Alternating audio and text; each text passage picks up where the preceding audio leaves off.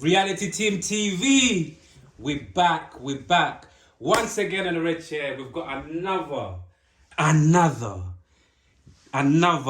DJ. You get me? We're going through, on the red chair right now, we're going through a phase of interviewing different DJs, breaking down different aspects of different DJs from the UK. And yeah, introduce yourself and then we'll literally start off from there, yeah? Hi, I'm DJ Minx. DJ Minx in the building. Really, really good to have you on the red chair, DJ. Oh, thank you for having me. Yeah, man. How you feeling today, man? Generally, it's a beautiful Sunday. It's a beautiful day. Good. Yeah. I done a live stream last night. Yeah, but that gave me a bit of motivation. But yeah, I'm fine. Sun's out. Sun's out. We can't complain. Yeah. What was the live stream that you did? What was it? What was it about? It was just another DJ, a fellow DJ's house. Like we just done a live stream. It was just a random one. Yeah. And then we put it up on Mixcloud, like a live one. Yeah.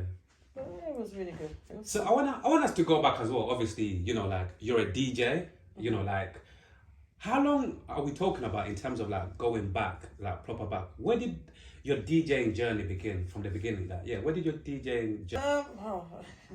Asian, really.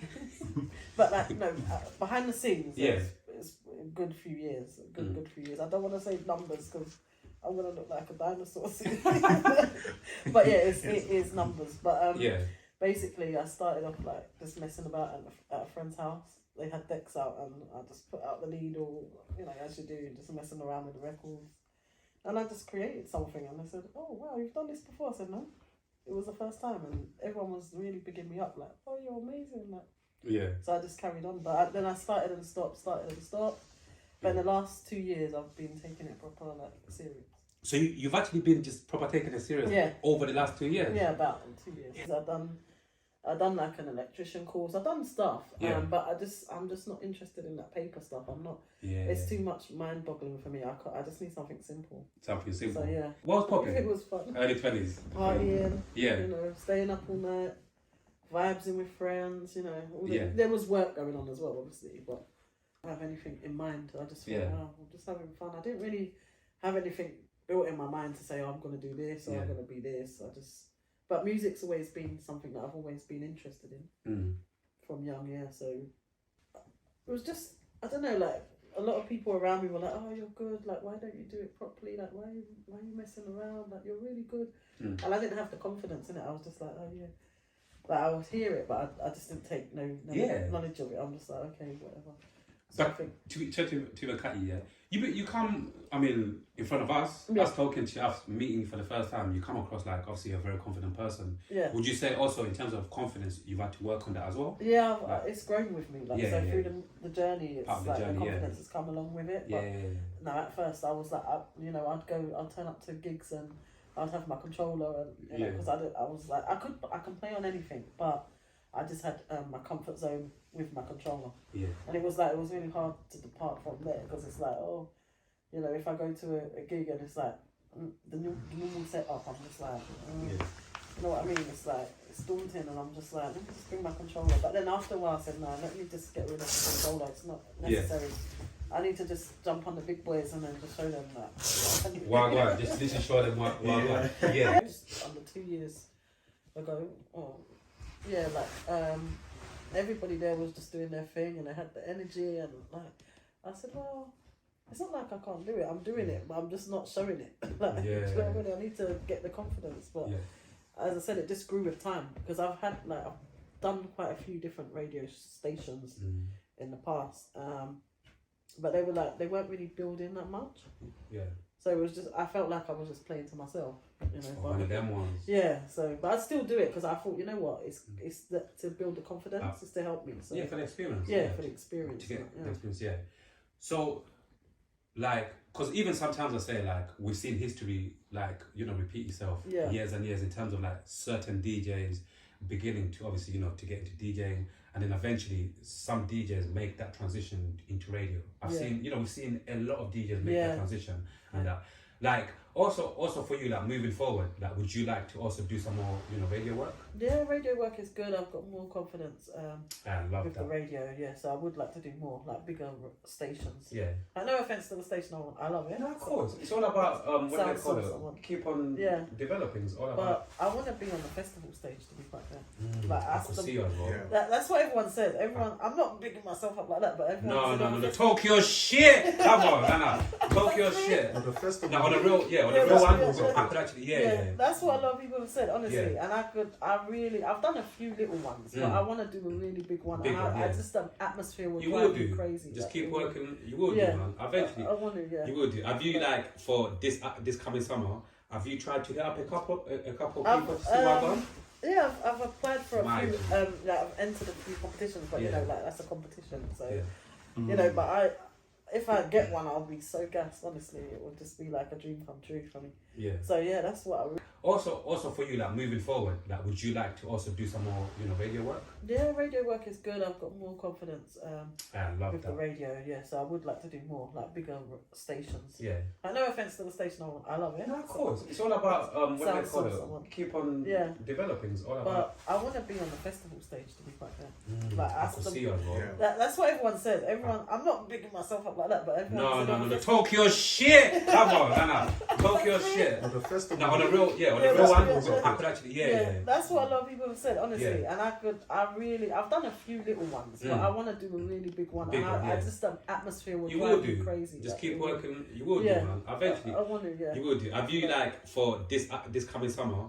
Have you tried to hit up a couple people to see what I've done? Yeah, I've applied for a few. I've entered a few competitions, but that's a competition. So but if I get one, I'll be so gassed. Honestly, it would just be like a dream come true for me. Yeah. So that's what I really want to do. That's actually really dope, I feel like it's because they're in their comfort zone. They might not have found themselves properly. So it's just like that's comfortable for them, and they know that people are gonna like it. So, but me, I don't like. Not that I don't care. I do care about the reaction, but I play it because I like it. So I'm like, well, I want people to hear it and know this is the sound. You know what I mean? And I feel like you just gotta be unique with it. You can't be, because the thing is, if like you said, it will be boring. Oh, I heard that. Oh, you mixed that already. Do you know what I mean? It all sounds the same, and you're not really hype. It's like, you know what I mean? You need something different. Like, that's a different style. Like, I feel like my mixing technique is very different. Like, very different. But tell them. That's how I mix, and that's how I'm gonna continue. I'm not gonna change it. Like, I'm not gonna change it. All I'm gonna do is build and make it better. That's it. I'm saying they're good, like considering that they've only been doing for 2 years or from lockdown.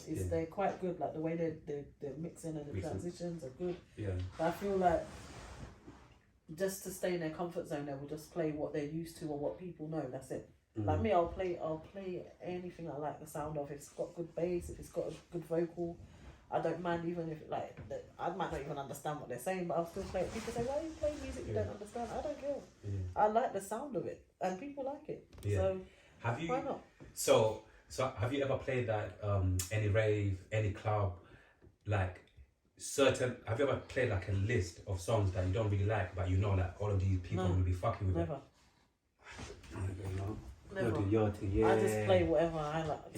What I think they will like, I play it. I don't care about this is a trending. I don't know, because the thing is, it might be trending, but people might be bored, like you said, of hearing the same thing.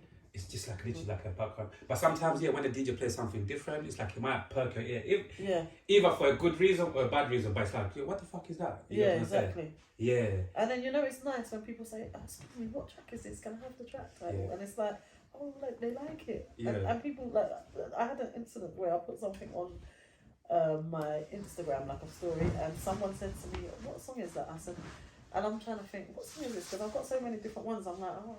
And I said, let me find it for you. Yeah. And basically, I was trying to find the track, but they came back to me and they said, no, you know what? I had to screenshot your, and then I had to Shazam it.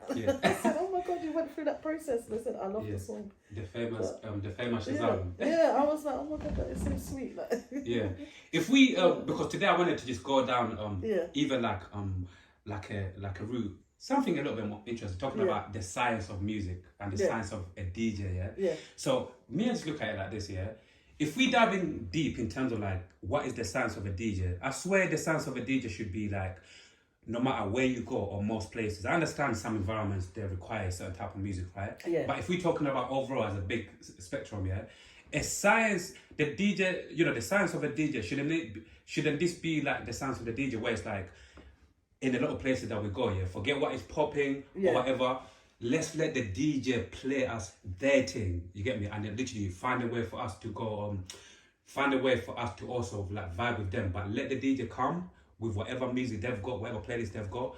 And obviously let the DJ, like we said earlier, let the DJ give us the experience. You know what I'm trying to say? Rather than every, because one thing I'm realizing as well, telling a story. You get me? Just letting the DJ do what a DJ's got to do, expressing themselves, versus like what we're saying, versus all of us expecting to go to Bear Rave, expecting what is popping to hear the same old shit, whatever. Do you get where I'm coming from? Because I feel like, because I try to look at it in different ways. If I was a DJ, I would literally be probably on lives and just, you know, be trying to, you know, decipher this kind of, this DJ thing. Because I feel like, once again, time change or whatever, but I just want to see DJs become, a lot more DJs become, get more respect that music artists, the way music artists are doing it. Because I feel like Charlie's Love, Tim Westwood, you know, Tiffany Cup, quite a few of them that are popping still. Yeah, there's a few of them, but I feel like I would like to see more DJs like, you know, more DJs that really, really get, you know, that opportunity to really, really go on these big stages, like you said, to do their thing.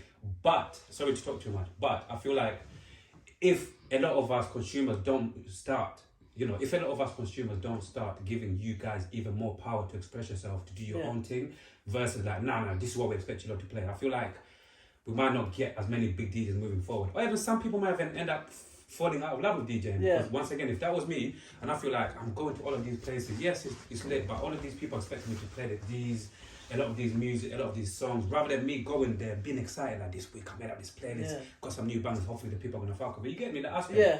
So yeah, going back to the science of the DJ, for you personally as a DJ, I don't know if you ever thought about this before, like, do you feel like as time's gone by, maybe the science of like, or what is actually a DJ is slowly getting mixed up? Some people are actually getting it twisted in terms of like how a DJ should be. If you get where I'm coming from, I know sometimes I've gone these long tangents, but I get what you mean. You know what I'm saying though? Yeah, of course, I understand it. Yeah, what are your thoughts in terms of that? Like, do you think like we should definitely, some of us consumers, we should try to take a seat back a little bit and be like, you know what? DJs, do more of your thing. Forget what's popping, whatever. Like it's not really like the DJ just wants to get out there and play their music, but at the same time, they want events and stuff. They want the gigs, and like there's a music policy, so they don't have a choice in it. It's like, oh, I've got to play this because that's what they want. Otherwise, they're not going to book me. And that's it's a lot of pressure for them, to be quite fair. Especially the new DJs, they're just under a lot of pressure, and I feel sorry for them because it's like they might want to play something, but they're scared, innit? But me, what I used to do, like if I get a booking, I'll play like some commercial stuff, but then what I'll do is I'll fling in some stuff like in between and just mix it in, and people will like they'll dance, and I'm thinking, well, one DJ said that, DJ Tammy, big up DJ Tammy.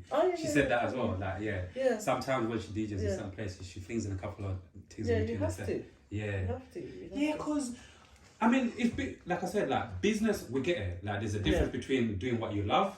And you will get to a point if you become successful and business will come in and you need to look into that. So I understand like some DJs who start getting booked quite often in a lot of these places, they have like a decision, they get to a point where they've got a decision to make, right? Yeah, exactly. To abide by the rules of this is what this environment want to play versus, hey, I got bare tunes I want to play, like, you get me? So I feel like that's a conversation that I want to even spark moving forward more. Because once again, I just feel like music artists, especially in the day and age that we're in, more DJs should be more popping, man. Because you guys play a very, very pivotal role. Like I said, me on this red shit, I'm mindful to not keep repeating the same things. But like sometimes when I do, I like to explain myself why. And with this one, I'm going to repeat it again. Another reason why I want more DJs to be given more power again, you know, to be given like, you know, more power, more support as well. Is simply because I feel like you guys, I've got the power, even though a lot of these up and coming artists, whatever, because of social media, they're not really using a lot of DJs as much as they used to. You know, like to break records, to how about you guys, like, can you play my song? But I feel like if more DJs start popping again, a lot more artists will start running back to you to be like, you guys understand? Look at all of these big DJs. Like a lot of them a lot of artists go to these big DJs because they're popping, the Charlie Sloths, with the Find the all of this shit. You know where I'm coming from? So that's why landing again. Free the DJs, now free more DJs. But how do you think, moving forward here, how do you think we can, in terms of like venues, for DJs, in terms of venues giving, you know, like you guys more freedom, how do you think we can deal with that? You got to understand in terms of like venues, like, you know, putting their hair down a bit to be like, you know what, play a bit more of what you like. I Talk to us.